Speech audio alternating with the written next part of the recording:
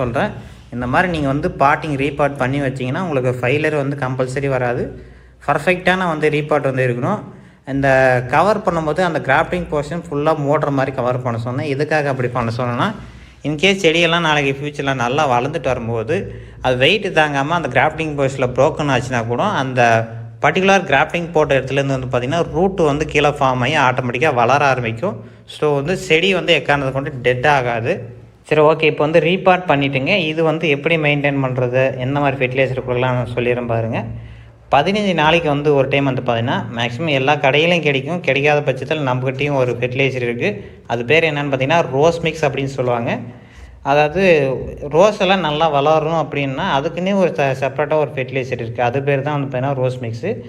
இந்த ரோஸ் செடி நல்லா வளர்கிறதுக்கு தேவையான நியூட்ரிஷன் எல்லாம் வந்து பார்த்திங்கன்னா அதிலே இருக்குது. 15 நாளைக்கு ஒரு டைமு 50 கிராம் கொடுத்துட்டு தண்ணி நல்லா விட்டுட்டு வந்தீங்கன்னா உங்களுக்கு செடியெல்லாம் நல்லா முளைக்கும். அப்படி இல்லாத பட்சத்தில் ஃபுல் அண்ட் ஃபுல் பியூர் ஆர்கானிக்காக வந்து ஃபாலோ பண்ணோம் அப்படின்னா மீன் அமிலம் வந்து கொடுக்கலாம். அதுக்கப்புறம் பார்த்திங்கன்னா பஞ்சகாவை கொடுக்கலாம். அதுக்கப்புறம் பார்த்திங்கன்னா மேக்ஸிமம் நர்சரியில் 99% நர்சரியில் ஒரு ஃபெர்டிலைசர் வந்து யூஸ் பண்ணுறாங்க. ரோஸ் பிளான்ட்டெல்லாம் நல்லா வளரனா ஒரு ஃபெர்டிலைசர் கொடுக்குறாங்க. அதனோட சீக்ரெட் என்ன அப்படின்னு நிறைய பேர் கேட்பாங்க. அதனோட சீக்ரெட் என்ன ஃபெர்டிலைசர் அப்படின்னு என்னென்னு பார்த்தீங்கன்னா டிஏபி அப்படின்னு ஒரு ஃபெர்டிலைசர் இருக்குதுங்க. எந்த தோட்டம், எந்த ரோஜா தோட்டம் இருந்தாலும் சரி, எவ்வளோ பெரிய நர்சரியில் இருந்தாலும் சரி, இந்த ஒரு ஃபெர்டிலைசரை 100% கம்பல்சரி கொடுப்பாங்க. இதனோட பேர் என்னென்னு பார்த்தீங்கன்னா டிஏபி, டை அமோனியம் பாஸ்பேட் அப்படின்னு சொல்லுவாங்க. டோஸ் வந்து பார்த்திங்கன்னா ஒரு 12 இன்ச்சு பாட்டு அப்படின்லாம் 14 இன்ச்சு பாட்டில் இந்த மாதிரி ரீபாட் பண்ணும்போது நீங்கள் ஒரு 5லேருந்து 10 கிராம் அளவுக்கு வந்து 15 நாளைக்கு ஒரு டைம் கொடுங்க. மேக்ஸிமம் இதெல்லாம் யூஸ் பண்ணலாமா அப்படின்னு நிறைய பேர் காமனாக கேட்பாங்க. தாராளமாக யூஸ் பண்ணலாம்.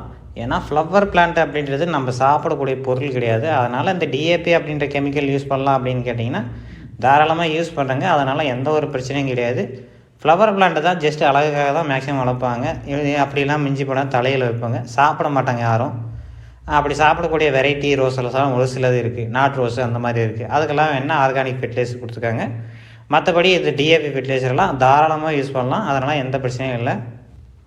100% ஷியூராக சொல்லுவோம். எல்லா வித நர்சரியிலும் இது தான் வந்து மெயினாக யூஸ் பண்ணுறாங்க. ஸோ இந்த ஒரு ஃபெர்டிலைசர் நீங்கள் வந்து யூஸ் பண்ணாலே போதும். பூ வந்து பெருசாக வைக்கலாம், பெருசாக வைக்கும். வளர்ச்சி வந்து சரியில்லைனா வளர்ச்சியை கண்டிப்பாக வந்து நல்லா எடுக்கும். நிறையா மொட்டுக்கள் வைக்கணுனாலும் இந்த ஃபெர்டிலைசர் தான் மேக்ஸிமம் வந்து யூஸ் ஆகுது. ஸோ கண்டிப்பாக நான் சொல்லக்கூடிய இந்த விஷயங்களெல்லாம் உங்களுக்கு வந்து புரிஞ்சிருக்குன்னு நினைக்கிறேன். ரொம்ப யூஸ்ஃபுல்லாக இருந்திருக்குன்னு நினைக்கிறேன்.